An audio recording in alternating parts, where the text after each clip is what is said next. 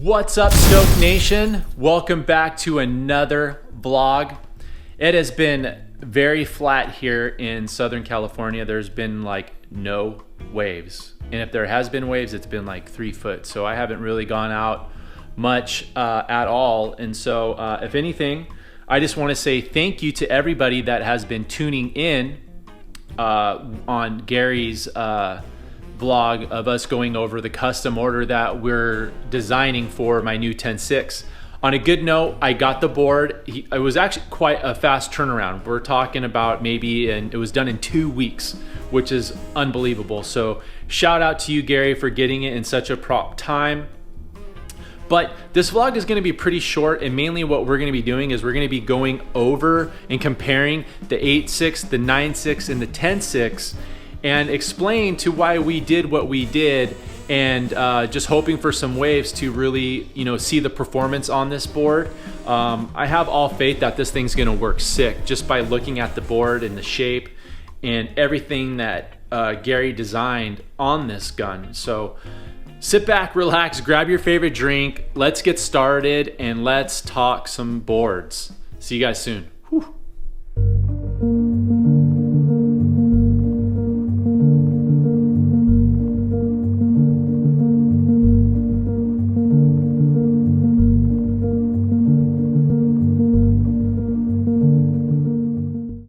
Guys, before I go into the overall board design and the differences between the two, I just want to say that through this whole entire experience from helping in building this Linden with Gary, I just want to say first off, thank you to everybody that has been tuning in on that last vlog and sharing their input. And it was a big learning curve for me, as this was actually one of my very first times of really digging deep and going through the process when it comes to ordering like an actual gun. So I learned a lot during that whole entire process. So I just want to say thank you all for tuning in onto that vlog and giving some of the feedback and everything. So I appreciate that. Now let's talk about the board design. As you can see, we have both the Pyzel and the Linden. What's very, very interesting about these two right now is when we're talking about the width and the thickness, they are both very, very similar. The Pyzel is actually coming in at 21 and a quarter to this one is coming in at 21 and a half. And the thicknesses on both of these is coming in at 3 5/8 and 3 1/2. So there's really not a whole lot of a difference, but that little difference does make a difference in a way. So we're actually going to be diving a little bit more in depth when it comes to the overall concave design with both of these boards, the nose and tail rocker. And I'm really excited to be sharing this with you guys, because this is actually kind of something that's been very interesting to me, because it has given me the opportunity to really dive in deeper into board design, into board shape, especially when it comes into surfing bigger waves. The board design is a lot different than what your average shortboard is, and what I mean by that is because the overall rockers play such a huge factor when it comes into big wave surfing to shortboard surfing. So we're going to dive in a little bit deeper, and we're going to be starting off with the Pyzel, and then we're going to finish it off with the Linden shape.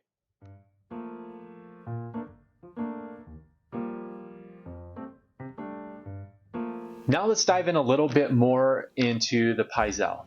And so what we're going to be starting off with is we're going to be discussing a little bit about the nose rocker and the tail rocker.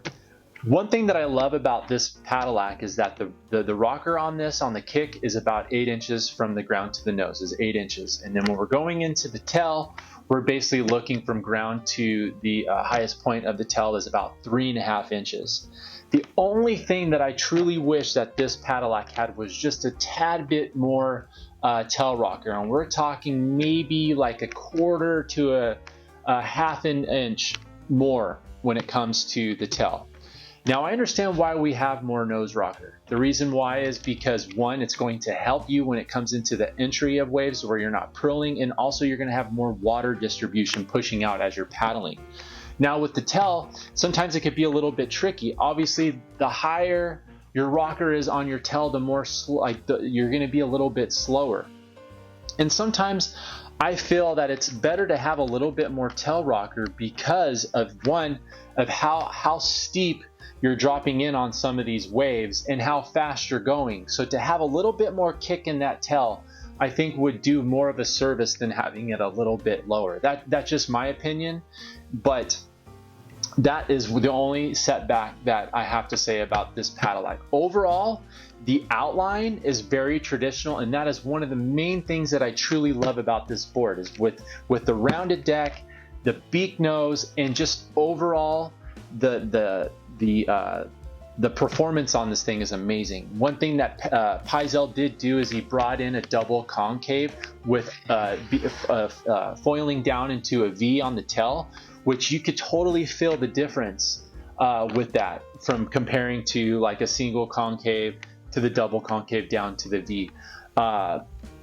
This board has served me well. That's why not only do I have the 8.6, but I have the 9.6, and it was very, very hard for me to go in and have Gary shape me this 10.6. I was actually already contemplating of getting another Pyzel of a 10.6. However, I just figured since Gary's a little bit closer, he's a good friend, we could really tweak a few things and make that board, the magic board. And so far, I have no complaints about it. The only thing that I have complaints about this Pyzel, as I mentioned, is just the tail rocker. Overall, the performance on this thing is amazing, and I'm really looking forward to sharing the Linden shape with you.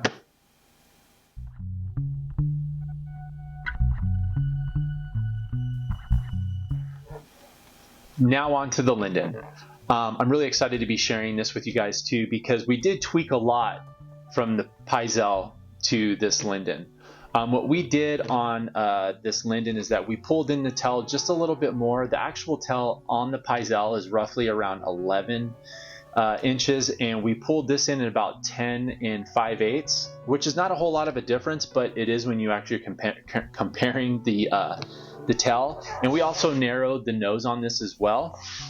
Now, when we're talking about the nose and tail rocker, the nose rocker on this is about a 7 1/4, and the tail rocker is we're looking about almost at 5 inches. Now, that is one thing that I truly love about this board is the tail rocker. The only thing that I have to complain about is this nose rocker. I just wish that we went maybe a 1/4 to a half an inch higher, just based upon everything that I explained previously about what I love on the Pyzel when it comes to the nose rocker. Obviously, I understand why Gary likes to have a little bit less nose rocker and more tail rocker, and a lot of that is based upon giving you more paddle power and more speed. But the way I'm thinking is already like I'm in pretty good paddle shape, and I could paddle pretty dang fast. But the whole purpose of why I want to have a little bit more nose rocker in this thing is because I just want more water to push through. When I'm coming, when I'm dropping in. On top of that, I want to have a little bit more rocker where if I'm going in a little bit steeper, a steeper drop in. Now, the overall outline is pretty traditional too. Is we even have a beak nose on this. Now, where the difference is when it comes to the concave design compared to the Pyzel, this is definitely really different. And what I mean by that is that we're having a different type of combination of concaves when it comes into this Linden. And I'm really excited to be trying this out, because what Gary did and how he designed this this whole entire concave design is that when we're basically kind of going into the entry of where the chest is that we're going from a single concave, gradually going into a double concave, into a very slight V, and then a little bit flatter as we get into the tail. So with that whole entire design, I'm really kind of really excited to see and try. I don't know if this is something that Gary normally does with his designs when we're talking about his guns, but I'm really excited to try and just overall see how this design is going to work. Overall, I'm really excited about the design. The only downside that I have to say about this board, which I've learned, is to going through a whole entire custom process, especially when you're going more into a big wave board. And I'm sure that there's always similarities from a big wave board even to a shorter board. But with big wave boards, it's a little bit different in my perspective, because I didn't have to get too nerdy when it came to a shortboard design compared to a gun. And so I learned a lot through this whole entire process about the pros and cons and the things that I like, and I just start, thinking back on all of how each board made me feel. Even from my 8.6 to the 9.6, even though they're very, very similar, actually they are similar in design because they both have the same they both have the same concave design, and that is very similar. The rails are similar. The deck is similar. Oh yeah, and that's one thing I forgot to mention too on this Linden, is that this also has a flat deck, which is very, very different than what I'm normally used to. Even on all my shortboards or all rounded decks, I've never ridden a flat deck before. So I'm actually kind of excited to see like how this flat deck is going to perform and how it's going to work. Per what Gary says is that it works really, really good, and he's had a lot of good feedback from a lot of people that have been riding on a flatter deck. So we're going to give it a try and see how I like it. So far, the way that the rails feel on this flatter deck is amazing. And so I'm just really looking forward to trying this out. And so going back into the overall process of going through a custom. When you're going in through a custom, all my advice to you is just do a little bit more research, a little bit more homework, and really think about how you feel when you're with the boards that you have previously ridden. And mind you, I'm actually speaking on a big wave perspective, not a smaller board perspective, just because I think the shapes are so much different and there's a lot more into it, because there's also a lot more consequence when you're surfing, bigger waves.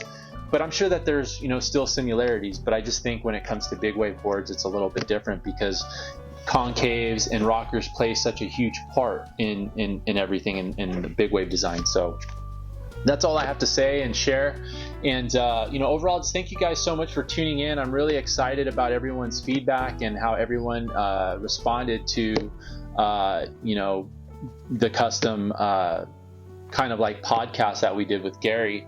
I know it's a little bit long. This one might be a little bit long too, but the whole point is just trying to share information with you guys, especially if you are someone that's kind of new into big wave surfing, or if you're thinking about going into big wave surfing, about the things that you need to look into and look for. And so hopefully we'll get some waves soon. It's been really small here in California. It looks like there might be some swell coming in the next week or so. Fingers are crossed. I'm keeping an eye out on Hawaii to do a strike mission. It hasn't been really a whole lot going there. It's been really windy, but hope you guys stay safe out there, get some waves, and please don't forget to like, subscribe, and watch more videos. But more importantly, please, keep up the comments and just interact. That's the whole point of what I developed and why I created Better Late Than Ever, which is not only to document all of my my big wave journey, but also to connect with you guys and to learn and just build community. So I thank you guys so much for tuning in, and to all the new subscribers, welcome, and looking forward to seeing every guys in the next one. Have a good week. Aloha.